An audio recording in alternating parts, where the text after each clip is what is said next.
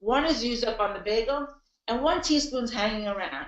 The teaspoon that's hanging around is causing a lot of problems. The first thing that it does is it stores fat, typically in the midsection, which is the worst place to gain weight. So if you have abdominal fat, that's probably an insulin response. The second thing that extra insulin does is it drives your appetite because it's just sitting around. It's not doing anything. So it starts to go, hey, eat again. Did you go get something to eat? Because I want to do something with this extra insulin. However, when you eat again, it doesn't just use up what's left over. It keeps making more every single time.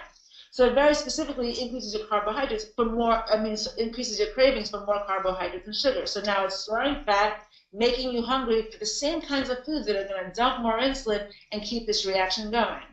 But the problem doesn't really end there. In addition to that, that extra insulin over time is a pro-inflammatory, so it creates inflammation all over your body, and inflammation is the precursor to disease. And if that weren't all enough, it also makes your energy go up and down throughout the day. So from the people who are listening, if you're ever tired, if you ever find yourself feeling sluggish at 3 or 4 o'clock in the afternoon, that is a direct reaction to what you're eating at breakfast. If you're eating carbs at breakfast, I can guarantee that you're going to feel that crash at 3 or 4 o'clock in the afternoon. It's all related. So let me jump in real quick, so I understand it, because you're going fast, and I want you to keep going, because I know well, that's great. There's a lot of material to cover, and I love that.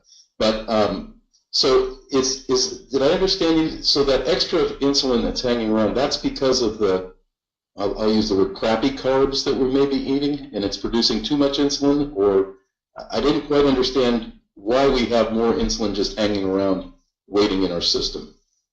So if you're eating a refined or a sugary carb, because of the rate at which that sugar is breaking down and hitting your body doesn't have time to figure out exactly how much insulin it needs. Unlike the broccoli, which because it digests so slowly, it does have that window and figure out, I only need exactly this much. But with a refined or a sugary carb, the whole reaction is happening fast, so your body's just dumping insulin to cover you, but it's always overshooting it when it's a refined or a sugary food. Okay, so obviously a donut, a jelly donut, for example, obviously is going to really hit the insulin. We're going to have a ton of insulin coming in. What about fruit that obviously we know has a lot of sugar? Some have more than others, but like an apple, for example. Is that considered, will that dump a lot of insulin in the same way, or is it totally different? Not the same way as